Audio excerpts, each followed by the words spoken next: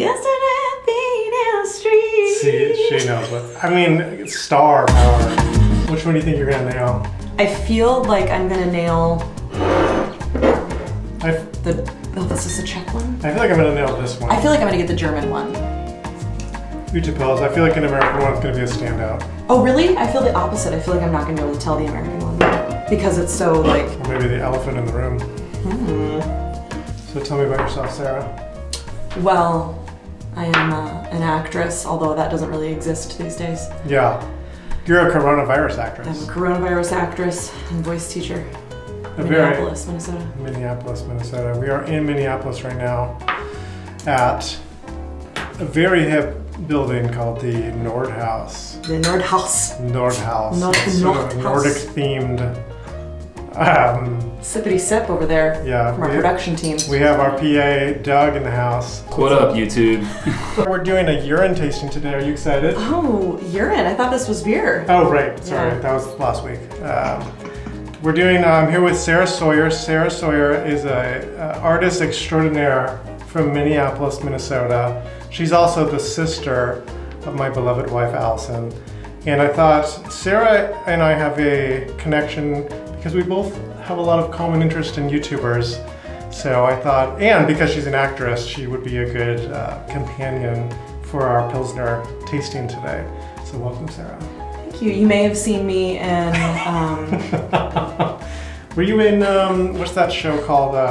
Phantom of the Opera or something? Oh yeah, Sarah was in Phantom of the Opera. On Broadway. And then after Phantom, she was in Cats. And then Les Wicked. Mis. Yeah, Wicked. I've been in all of those. And then I think, what's the one that some people are talking about now? Hamilton. Oh yeah, Hamilton is about like a German president. The German chancellor. The blonde-haired, blue-eyed girls. That's what's in. So if you haven't seen Hamilton, yeah. it has kind of a Euro vibe, right? Definitely. From what I understand. Definitely European. Yep. Okay, so speaking of Euro, we're tasting Pilsners because Pilsners are, in my opinion, one of the best beers. Feel free to comment below with your favorite beer. Most people have a favorite, and Pilsner is usually not among them, although I feel like with the people I hang out with, there's a lot of love for Pilsner, so that's part of why I wanted to do Pilsners. And I also feel like the difference between German and Czech and American Pilsners has always kind of confused me a little bit, so part of me just wanted to taste them all and see what was going on. And being here in Minnesota, the Pilsner scene seemed to be fairly hot. There was like a lot of... Sizzling. Yeah, it was hard just picking one Minnesota Pilsner. We did, or I should say I selected this Utepils. I don't know how you do this. There we go. So we'll see what's going on with this one. PA Doug has procured our selections today. So I think without further ado, shall we get started? Yeah. Is there a particular order we should go in, PA Doug? I'd say closest to farthest. Closest to farthest. So this one? I think let's go with this one. Okay. So on tap we have Veltins, Pilsner German. We have Pilsner Urquell, the classic Czech. We have Utepils, as I mentioned, from Minnesota, and Carlsberg from Denmark. So who knows? Who knows? Cheers. Cheers. Color is golden. They're all very similar color. Yeah, it's hard to tell. There's a couple of caramely little, ones. This feels This like a little caramely. Caramely. It feels. There's like a richness in the color that I don't see in some of the others. Ooh, it smells good. Essence of like a flower. Yeah, is there maybe some grass? Yeah. Grassiness? There's like a soury taste in this one to me. Yeah, so we were doing a little research about what is the difference between a Czech and a German Pilsner, and an American Pilsner as well. So the Czechs and the Germans have a single malt situation, a more focused. Oh, you're putting down your guesses. I'm gonna do my notes. Very nice. I mean, we have 4. Can't remember. The Americans are a little more spread in terms of like what grains are included. So, not that I can discern a grain taste, but this maybe is. Are we allowed to say what we think they are? let's just freestyle. What do you think? This one to me is a little hoppy. Slight hop. And we knew, and from our research, the hoppier ones are maybe the American. So maybe this is the Utepils. I feel like this is American. That's what I think it is. We can agree on that one. Yeah. So number 1, American. Do we get, he doesn't tell us yet, right? No. No, PA Doug does not tell us. Absolutely not. You can see my number. What did you see? No, I mean, you can. Oh, I couldn't see. Okay. I wasn't looking. All right. Yeah. Next, cheers. cheers. So, this one is definitely Paler. much more paler. Thank you. This is more of a straw color, kind of a honey color. Okay, this could be the smell of the glass, but to me it smells like Sorry, I already tasted. steel or something. Definitely not as much aroma like we did. No. Like we definitely got some earth or some grass or something on the first this one. is like very easy to drink. Yeah, this tastes like the German lowlands. You know, if you're just on a road trip through Germany, you need a quick. Yeah, very like refreshing. Like a quick refresh, and you won't get too drunk, and you could keep driving, and it'd probably be fine. You just hop on the Autobahn. I mean, I'm feeling German at this moment. What do you think? Yeah, I think it's. The other option would be the Carlsberg, because the Danes also have this really kind of easygoing like lunchtime beer situation. If you're in Copenhagen, you just have a quick lunchtime beer. Yeah, I would say it's between those two. Yeah. German and the Danish. I'm gonna go Carlsberg on this. I just changed my tune. I feel like this, for some reason, says Denmark. Oh gosh. Oh gosh. Oh gosh, I can't do it. I can't do the accent. That's what I'm going with. This is Denmark to me. Let me take one more taste here. I feel like I'm not going to know the difference between the German and the Danish. Not that I know, but I feel like I'm just going with my memories of like, you know, it's 12 o'clock, you're having lunch in Copenhagen, but you have to go back to work at your... I'm going to agree with you. In your beautiful culture. Oh, we're agreeing. Yeah, we're agreeing. Okay. All right, let's move on. Number 3. Oh gosh. Cheers. Cheers. I'm gonna hold it up quick. So this actually has a very similar color to the last one. Sort of a straw golden. It's maybe a little, not quite as clear, is the only thing I would say. It's very bubbly. Yeah, the effervescence is higher. Definitely very carbonated. And some of these are in bottles and some are in cans. I wonder if that makes a difference with the carbonation. If you're a beer person, go ahead and chime in on that. Definitely more carbonated. Bottle versus can, what's up with that? Who's better? Doug might know. Do you know? PA Doug. Do you know anything about cans? I think cans. But are with the more carbonation? carbonated. Oh, you think cans are more carbonated? Okay. Cans are more carbonated according to... I think I agree with you. Which means I bet this is the German. This is a good one. This is my favorite so far. This is tasty. Yeah. That's got some nice body to it. That has a little more character than definitely the last one, which seemed kind of bland. Like I meant, it was just like a lunchtime beer. You're just like quick. A little bit like you were saying we were doing urine tasting. That one would be the closest to urine. Urinetown. That was the other musical you were in, right? Yes. That's a great one. I know all the songs from that one. I gotta pee in my toilet today. You had to think about where you...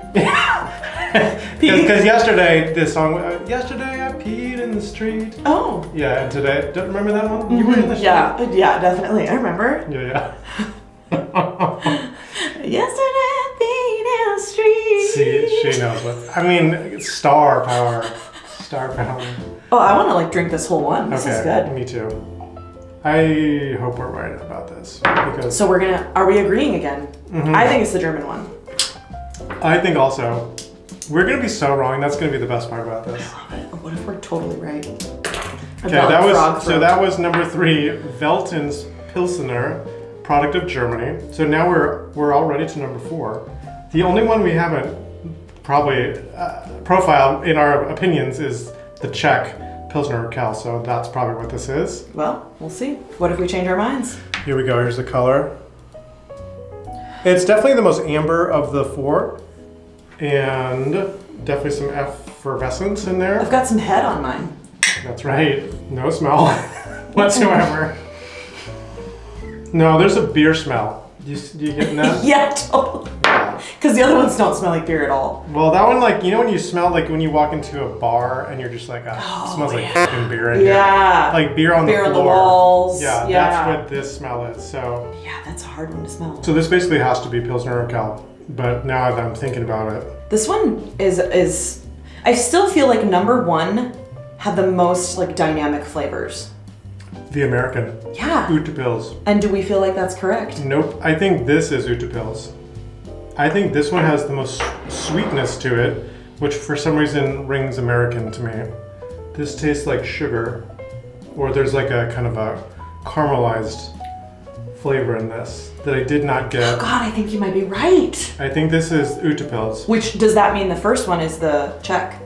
Yeah, let's go back to number 1 quick. Yeah. Changing gears. This is now Pilsner Urquell. I think this is it. Okay. Did Because- we do it? Oh yeah, that's Pilsner Urquell. Yeah, for sure. Oh gosh. Bunch of dum-dums here. Okay, so we're gonna do Utepils at the end. Urquell, number 1. Well, I'm glad that we're basically agreeing on I all really this. do agree. I Yeah. mean, I thought maybe just for like shits and giggles, I would switch it up and do the opposite of you, but I really honestly agree with you. Okay, so now comes the fun part. Not the reveal, not yet. We're going to compare them to composers. Because between Sarah's musical theater background and my classical music background, composers are our bridge. The question is, do we have enough knowledge of the composers to accurately? So number 1, let's quick review what we think. Number 1 was Pilsner Urquell. Number Check. 2 was Carlsberg. Yep. Number 3 was Veltins. And number 4 was the American Utepils. Czech composers. I guess it could just be Czech music. Czech. Yeah, because I don't know if So we got a Czech. Smetana. or I might think of some musical theater composers. I think we should just freestyle. Any, yeah. Yeah, let's not lock it into composers. So what sound do you hear when you drink this? Who wrote West Side Story? Leonard Bernstein. Bernstein. This is a Bernstein to me. When you're a jet, you're a top cat in town, you're a gold man. Like a lot of like. A lot of drama. Yeah. Like there's some heart in that too. I think it's maybe what you're saying. It's and it's intense. It's dramatic. Yeah. Okay, so Leonard Bernstein, Pilsner Urquell. I mean, classic, right? Classic. So Bernstein, respect. Number 2, Carlsberg. Carlsberg. I feel bad for whoever we're The gonna pick for Danish. this one. Okay. Oh, because this is the bland one. Yeah. You know, it's a good lunchtime beer, so respect to lunchtime I beers. don't like this one. Respect to lunchtime beers, for sure. So it just shouldn't be like a slam on whoever this composer is. But it's definitely simple. Simple. I mean, Mozart comes to my mind, but Yes, that's a good example because Mozart, of course, is genius. kind of classic. Like who else could be genius enough to be like, you can have a beer at lunchtime? Like Yeah. that's a genius move right there. No disrespect, that's Mozart. I know, no disrespect. No disrespect. It is though, right? All right, number 3 was the more sophisticated German. Sorry, no, we only had one German. This is, Yeah, this is the German. Yeah. yeah, this is the German. There's a lot of composers to pick from Germany. I was just gonna say, yeah. Let's go with someone who has that nice balanced profile like this. Let's go with the Brahms. Yeah. Or as my student would say, Brahms. Brahms, Yeah. yes. This is Johannes Brahms.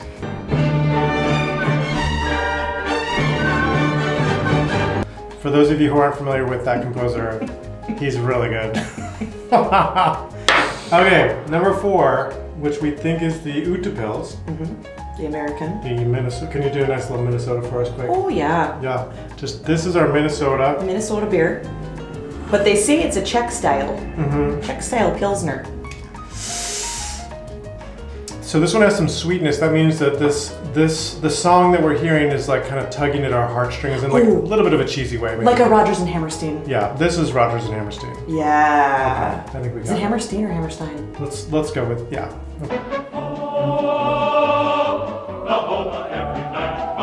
Okay. All right. Are we ready for our big reveal? Drum roll. Number 1. Shall we? Whoosh. Pilsner Urquell. Did we nail it? Wow. Yes. Number 2. I'm so glad you made us change our minds. I was, yeah, it was the sweetness of that last one that did it for me. Oh my goodness. Hold the phone.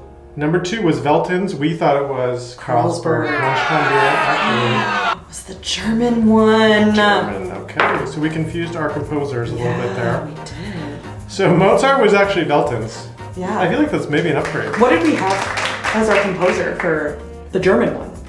Brahms. Johannes Brahms. That's right. So number 3 is now, whoa, Utepils. Shut up!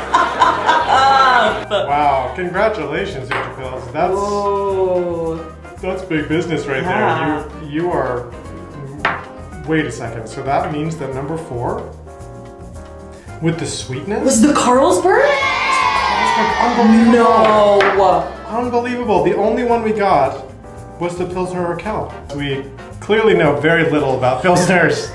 So hopefully you can study during these times. These coronavirus times are the best times, in my opinion, to be drinking and studying, taking it seriously. Don't just drink. You want to make sure you're understanding the beverages. Just kidding, drink as much as you want for however long you want, because these are tough times for everybody. So thank you again for Sarah for drinking with me. Appreciate it. Of course. And for PA Doug. That's what I'm here for. Yeah, Doug in the house. Hit that like button, subscribe. You gotta smash it, or I would say just slam it. Slam it, down Yeah, it, really. smash that like button. Yeah, thank you so much. Make sure you hit the post notification bell too. Oh yeah, does that do anything? I don't know. Yeah, I think it does, but